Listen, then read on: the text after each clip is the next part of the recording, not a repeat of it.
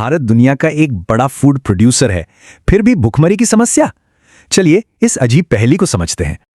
Global hunger index में 24 की बात करें तो 127 देशों में भारत की रैंक है 105वीं। और जीएचआई रिपोर्ट के मुताबिक देश में भुखमरी का गंभीर संकट है।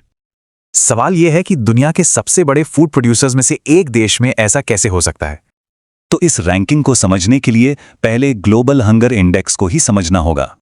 जीएचआई का स्कोर 4 चीजों से बनता है: अल्पपोषण, चाइल्ड स्टंटिंग, चाइल्ड वेस्टिंग और बाल मृत्यु दर।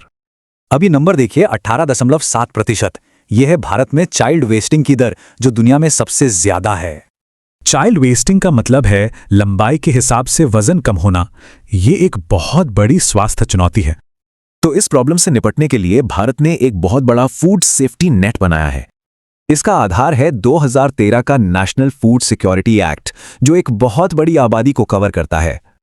इस सिस्टम के 2 मेन हिस्से हैं: बफर स्टॉक और पब्लिक डिस्ट्रीब्यूशन सिस्टम यानी पीडीएस।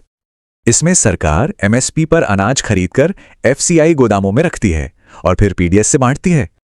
इसकी शुरुआत होती है मिनिमम सपोर्ट प्राइस यानी एमएसपी से, जो किसानों को एक तरह की गारंटी देता है। लेकिन इतना बड़ा होने के बावजूद इस सिस्टम में कई दिक्कतें और विवाद हैं। पहला विवाद तो खुद जीएचआई की मेथोडोलॉजी को लेकर है। भारत सरकार इसे सही नहीं मानती।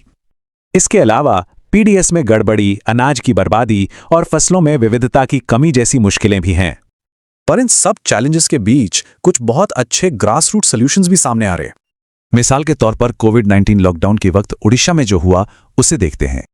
वहां महिला सेल्फ हेल्प ग्रुप्स ने वेज ऑन व्हील्स नाम की एक कमाल की पहल शुरू की। इस पहल ने सप्लाई चेन को टूटने से बचाया और लोगों तक ताजा खाना पहुंचाया।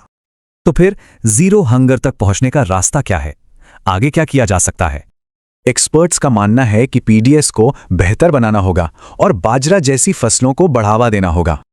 तो सबसे बड़ा सवाल यही है, भारत अपने लोगों को पोषित करते हुए अपने प्लैनेट को कैसे बचा सकता है?